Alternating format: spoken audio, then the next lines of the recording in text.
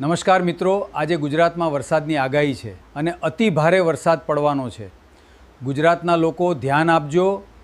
નમસ્કાર મિત્રો, ફરી એકવાર ગુજરાત રાજ્યમાં મેઘરાજાએ જબરદસ્ત તાંડવ મચાવ્યું છે અને રાજ્યના અનેક વિસ્તારોમાં ભારેથી અતિભારે વરસાદને કારણે જનજીવન પ્રભાવિત થયું છે.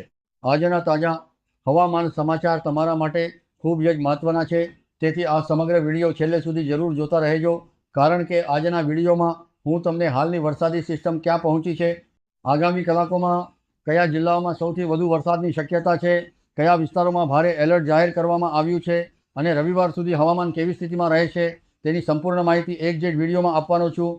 નવા મહિનાની શરૂઆત સાથે જળ વરસાદે સમગ્ર ગુજરાતમાં પોતાનું વિકરાળ સ્વરૂપ બતાવવાનું શરૂ કરી દીધું છે. શનિવાર અને રવિવાર એમ બંને દિવસ દરમિયાન અનેક જિલ્લાઓમાં ભારે વરસાદની સંભાવના વ્યક્ત કરવામાં આવી રહી છે. રાજ્યના ઘણા જિલ્લાઓમાં શાળાઓ અને કોલેજોમાં રજા જાહેર કરવામાં આવી છે, જ્યારે સુરત સહિતના કેટલાક વિસ્તારોમાં કારખાનાઓ અને ઘણી ખાનગી ઓફિસોમાં પણ સાવચેતીના ભાગરૂપે રજા આપવામાં આવી છે. લોકોને શક્ય હોય ત્યાં સુધી ઘરની બહાર ન નીકળવાની અને સલામત સ્થળે રહેવાની અપીલ કરવામાં આવી રહી છે. મિત્રો, હાલ જે વરસાદી સિસ્ટમ સક્રિય છે તે બંગાળની ખાડીમાંથી ઉત્પન્ન થઈને છેલ્લા 2 દિવસથી ગુજરાત ઉપર સતત અસર કરી રહી છે. 30 અને 31 જુલાઈ દરમિયાન ભારે વરસાદ પડ્યા બાદ હવે 1 અને 2 ઓગસ્ટ દરમિયાન આ સિસ્ટમ વધુ મજબૂત બની રહી છે.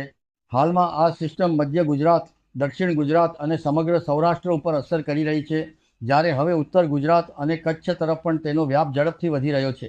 ઉપગ્રહના ચિત્રોમાં ગુજરાત ઉપર ઘેરા અને વિશાળ વરસાદી વાદળો સ્પષ્ટ રીતે જોવા મળી રહ્યા છે, જે દર્શાવે છે કે આગામી કલાકોમાં વરસાદનું જોર હજુ યથાવત રહે છે.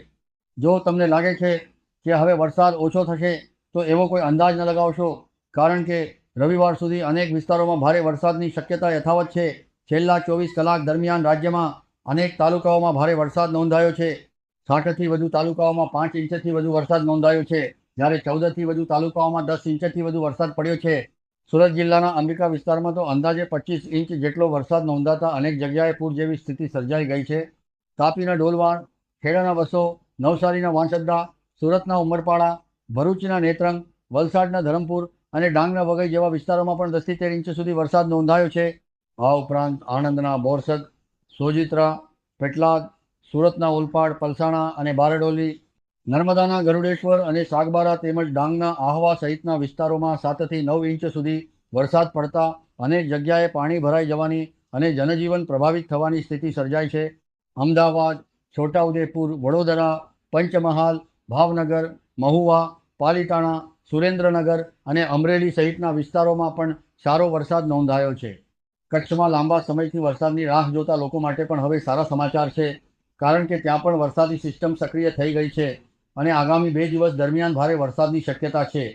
મિત્રો, આજે જાહેર કરવામાં આવેલા હવામાન વિભાગના એલર્ટ અનુસાર સુરેન્દ્રનગર, બોટાદ, ભાવનગર, રાજકોટ, અમદાવાદ અને આણંદ જિલ્લામાં રેડ એલર્ટ જાહેર કરવામાં આવ્યું છે, જ્યાં ભારેથી અતિભારે વરસાદની સંભાવના છે. કચ્છ, બનાસકાંઠા, મહેસાણા, પાટણ, સાબરકાંઠા, અરવલ્લી, પંચમહાલ, મહીસાગર, અમરેલી અને ભરૂચ જિલ્લામાં ઓરેન્જ એલર્ટ જાહેર કરવામાં આવ્યું છે, જ્યારે સુરત, નવસારી, વલસાડ, નર્મદા, ડાંગ, વડોદરા, છોટાઉદેપુર, દાહોદ, ખેડા, દ્વારકા, જામનગર, પોરબંદર, જૂનાગઢ અને ગીર સોમનાથ સહિતના વિસ્તારોમાં યેલો એલર્ટ આપવામાં આવ્યું છે. દક્ષિણ ગુજરાતમાં સુરત અને ભરૂચ આસપાસના વિસ્તારોમાં હજુ પણ ગાજવીજ સાથે ભારે વરસાદ ચાલુ રહેવાની સંભાવના છે, જ્યારે મધ્ય ગુજરાતમાં અમદાવાદ, ગાંધીનગર, આણંદ, ખેડા, નડિયાદ, વડોદરા, ગોધરા અને આસપાસના વિસ્તારોમાં રાત્રિ સુધી ભારે વરસાદ પડી શકે છે. ઉત્તર ગુજરાતમાં પાટણ, રાધનપુર, સાંતલપુર, દિયોદર, થરાદ, સુઈગામ, ધાનેરા, પાલનપુર, અંબાજી, ઈડર, ખેડબ્રહ્મા અને મહેસાણા સહિતના વિસ્તારોમાં પણ વરસાદી માહોલ વધુ સક્રિય બનશે. સૌરાષ્ટ્રમાં ભાવનગર, અમરેલી, રાજકોટ, જૂનાગઢ અને ગીર સોમનાથ જિલ્લામાં હજુ પણ ભારે વરસાદ ચાલુ રહેવાની સંભાવના છે, જ્યારે મોરબી, જામનગર, દ્વારકા અને સુરેન્દ્રનગરમાં પણ સારા વરસાદની શક્યતા છે. કુલ મળીને જોઈએ તો આજે સમગ્ર ગુજરાતમાં સાર્વત્રિક વરસાદનો માહોલ રહેશે અને ઘણા વિસ્તારોમાં ભારે વરસાદને કારણે નીચાણવાળા વિસ્તારોમાં પાણી ભરાવાની તેમજ નદી નાળાઓમાં પાણીની આવક વધવાની શક્યતા છે. તેથી તમામ મિત્રો અને ગુજરાતવાસીઓને અપીલ છે કે ખૂબ જ સાવચેત રહો, બિનજરૂરી મુસાફરી ટાળો, સ્થાનિક તંત્ર અને હવામાન વિભાગની સૂચનાઓનું પાલન કરો અને સુરક્ષાને પ્રથમ પ્રાથમિકતા આપો. વરસાદની સ્થિતિમાં કોઈ મોટો બદલાવ આવશે તો આગામી અપડેટમાં તમને સૌથી પહેલાં સંપૂર્ણ માહિતી આપવામાં આવશે. જો તમને આ હવામાન અપડેટ ઉપયોગી લાગી હોય તો વિડીયોને એક લાઈક જરૂર કરજો, તમારા મિત્રો અને પરિવારજનો સાથે શેર કરજો અને આવા જ રોજિંદા તાજા હવામાન સમાચાર સમયસર મેળવવા માટે ચેનલને સબસ્ક્રાઇબ કરીને બેલ આઇકોન પણ જરૂર દબાવી દેજો. ધન્યવાદ. જય માતાજી, જય દ્વારકાજી.